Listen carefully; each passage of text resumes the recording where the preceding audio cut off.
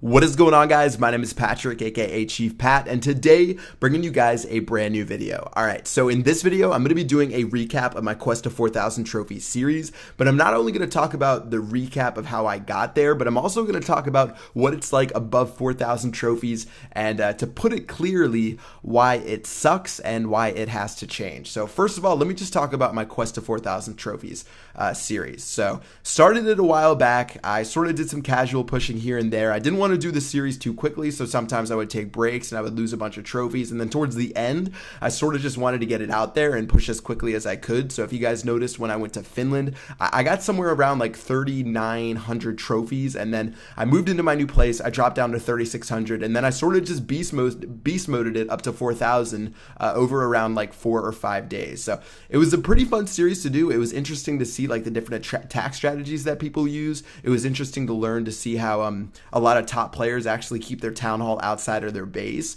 and that was something that really confused me in the beginning, but it made more sense as I climbed.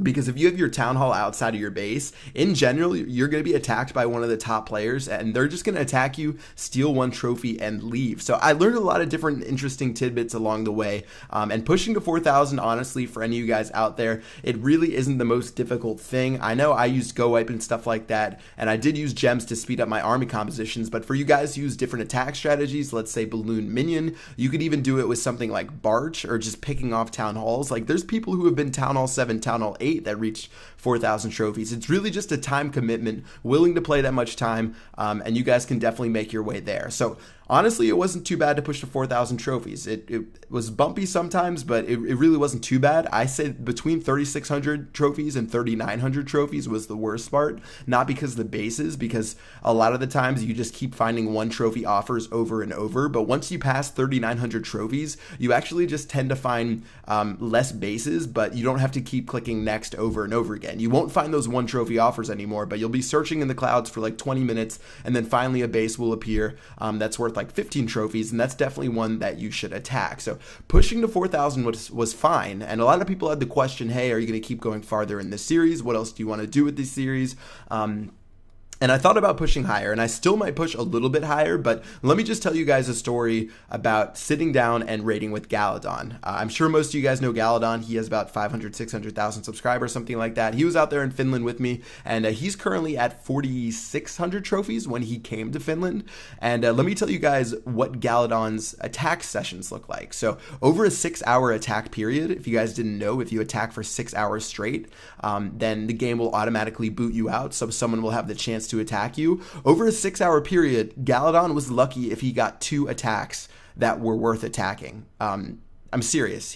Over 6 hours, he would find 2 bases to attack, and then he would get attacked by someone lower than him and lose like 29 trophies. So just to put the math out here, so Galadon, when we were in Finland, he started at 4,600 trophies, and over the course of Finland, he played for about 100 hours. So that is a lot of time to be playing Clash. He wasn't like not defending. He wasn't just going AFK. He played Clash for 100 hours. He did not lose a single attack on offense.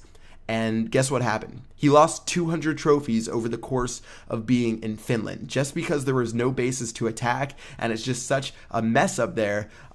It's just, I don't even know what to say. Like, how can a game be designed correctly if you don't lose any battles whatsoever, if you're playing 100 hours a day and you're still losing trophies somehow, some way? So it just doesn't make any sense. And honestly, if that was me, I would pull my hair out. I really get frustrated if I waste time on something and I make no progress. And for Galadon, he spent 100 hours where he lost 200 trophies and he didn't make any mistakes. So, I mean, it's just insane up there. It doesn't make any sense whatsoever.